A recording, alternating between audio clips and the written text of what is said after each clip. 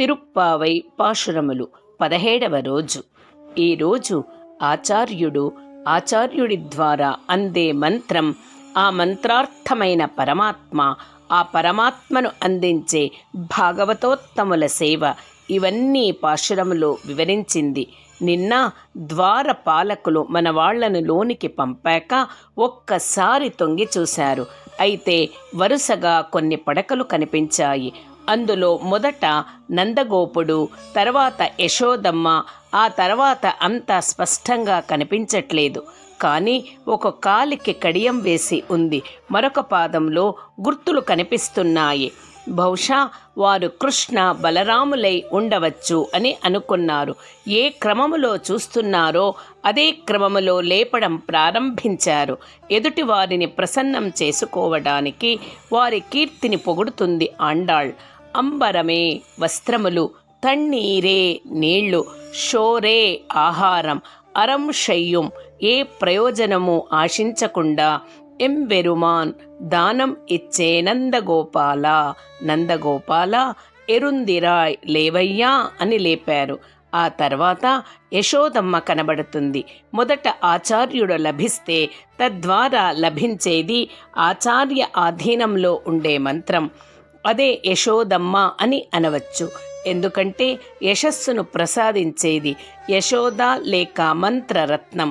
కొంబనార్ కెల్లాం సుందరమైన దేహస్వరూపము కలిగి స్త్రీ జాతికందరికీ కొరుందే చిగురులాంటిదానా, కుల విళక్కే ఆ కృష్ణ ప్రేమ కలిగిన కులానికే ఒక దీపం లాంటిదానా, ఎంబెరుమాట్టి నీవే ఆయన అనుగ్రహాన్ని కలిగించే స్వామినివి యశోదా. ఓ యశోదమ్మ, అరివురాయ్ తెలివి తెచ్చుకో. యశోదమ్మను మంత్రంగా ఊహించింది, అందుకే తెలివి తెచ్చుకో అని చెబుతుంది. ఓ అష్టాక్షరి మహామంత్రమా, జ్ఞానాన్ని ప్రసాదించు అని అర్థం. ఇంకా యశోదమ్మ కూడా అంగీకరించింది. ఆమెను దాటి వీళ్ళు లోపలికి వచ్చారు. అక్కడ ఒక పాదములో కొన్ని గుర్తులు కనబడుతున్నాయి. అదే కృష్ణుడు అని గమనించి అక్కడికి వెళ్ళారు.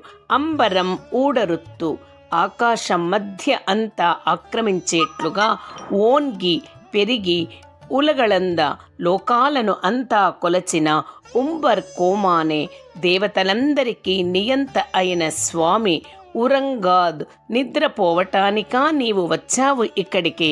ఎరుందిరాయ్ లేవయ్యా. అమ్మ ఈరోజు ఆకాశాన్ని కొలిచిన పాదాన్ని పాడుతుంది. ఇన్నాళ్ళు మాకు తెలియక నీ వద్దకు రాలేదు. ఇప్పుడు నీ గురించి తెలుసుకుని వచ్చాము. లేచి మమ్మల్ని అనుగ్రహించవయ్యా అని ఆండాళ్ విన్నవించింది. ఆయన లేవలేదు, అన్నగారు లేవలేదని, ఆయన లేవడం లేదని ఆండాళ్ భావించి బలరాముణ్ణి లేపడం ప్రారంభించింది. కృష్ణావతారములో బలరాముని ఆధీనములో ఉంటాడు. బాలరాముణ్ణి విడిచి ఉండడు. దేవి గర్భములో 6 శిశువులు పుట్టారు. ఎవ్వరూ దక్కకపోయేసరికి 7వ గర్భాన్ని రక్షించటానికి రోహిణి దేవి గర్భములో పెంచారు. ఆ పుట్టిన శిశువుకి ఒక బంగారు కడియం వేశారు. ఆయన పాద విశేషంచే కృష్ణుడు మనకు దక్కాడు. శంబుర్ కరలడి అపరంజి బంగారు కడియం కలిగిన చెల్వా, ఓ సంపన్నుడా, బలదేవా ఉంబియుం నీవు నిద్రపోకూడదు. ఉరంగ్ మమ్మల్ని రక్షించు.